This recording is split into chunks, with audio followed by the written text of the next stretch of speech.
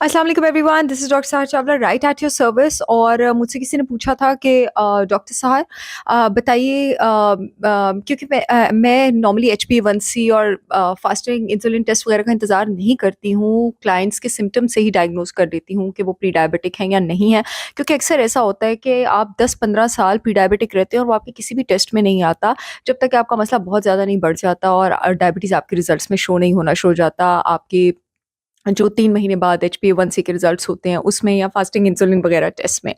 तो मुझे किसी ने पूछा, डॉक्टर साहब फिर हम टेस्ट के बगैर कैसे पता करें?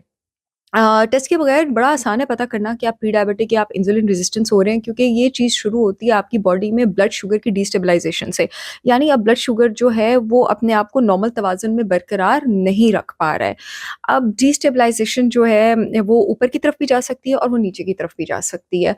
अगर आपके पास ब्लड शुगर बहुत ज़्यादा ऊपर की तरफ जाता है तो जिन सिम्पटम से आप ज़्यादा दो-चार हो सकते हैं वो आपके पास ड्राउज़ीनेस है, बहुत ज़्यादा थका हुआ रहना है, बहुत ज़्यादा स्लीपी रहना है, ख़ास करके खाने के बाद आपसे बर्दाश्त नहीं होगा और आपको फ़ौरन नींद आएगी। आप हो रहे हैं प्री डायबिटिक, इंसुलिन रेज़िस्टेंट तो आप डेफ़िनिटली हैं अगर आपको ऐसा फ़ील हो रहा है। खाने के बाद आधे सर में बहुत शदीद दर्द शुरू हो जाएगी और अगर ब्लड शुगर लेवल्स बहुत नीचे जा रहे हैं, डिस्टेबलाइज़ेशन ही है ना ब्लड शुगर लेवल की, तो इरिटेबिलिटी, एंग्शियसनेस, इवन कि थोड़ा-सा पैनिक होना, एंगर इश्यूज़ ये बहुत ज़्यादा होंगे और भूख बिल्कुल ही बर्दाश्त अगर आपसे नहीं होती ना, और अगर आप स्नैक्स के बगैर बिल्कुल ही नहीं रह सकते, यानी आप 4 से 5 घंटे गुज़ार ही नहीं सकते 2 मील्स के बीच जब तक आप कुछ खा ना लें और नॉर्मल फ़ील करना ना शुरू कर दें, तो इसका मतलब है कि आप डेफ़िनिटली इंसुलिन रेज़िस्टेंट हैं, आप प्री डायबिटिक हो रहे हैं। कुछ और भी चीज़ें हैं जो आपको डायग्नोज़ करने में हेल्प करती हैं।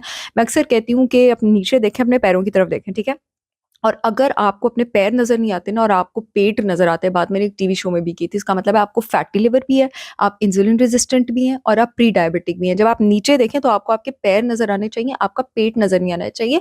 और फैटी लिवर मैं इसलिए कह रही हूँ कि उसका मतलब है कि आपके लिवर फैट जब एक्यूमुलेट होना शुरू होती है, वो पहले लिवर सेल्स के अंदर एक्यूमुलेट होना शुरू होती है, क्योंकि आपके जितने भी सारे ऑर्गन्स हैं वो आपके पेट में, आपके एब्डोमिनल कैविटी में, आपकी पेरिफेरीज़ में नहीं है। हाथों और टाँगों में ऑर्गन्स नहीं है ये सारे वाइटल।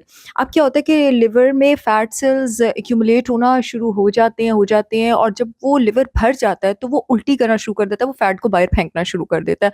और आपके पास ज़ाहिर है इतनी लाइपोजेनेसिस अगर हुई है, अगर इतनी चर्बी बनी है, तो मैंने आपको पहले भी बताया था कि इतनी चर्बी इंसुलिन की स्पाइक ही बना सकती है। इसका मतलब है आपको फैटी लिवर भी, आप प्री डायबिटिक भी, तो ये भी बड़ी आसान निशानी है। अगर आपकी गर्दन पे काले-काले पैच हैं, आर्मपिट्स में काले-काले पैच हैं, तो ये भी इंसुलिन रेजिस्टेंस की निशानी है। मेरी बहुत सारी क्लाइंट्स हैं जो अपनी बच्चियों का मेरे पास लेकर आई हैं, एक बच्चियों को 2-3 मेरी क्लाइंट्स, और कहती हैं कि इनके काले पैच के लिए किस डर्मेटोलॉजिस्ट के पास जाएँ। मैंने कहा जी डर्मेटोलॉजिस्ट के पास ना जाएँ, डर्मेटोलॉजिस्ट वाले भी होते हैं केसेस, वो अलग होते हैं।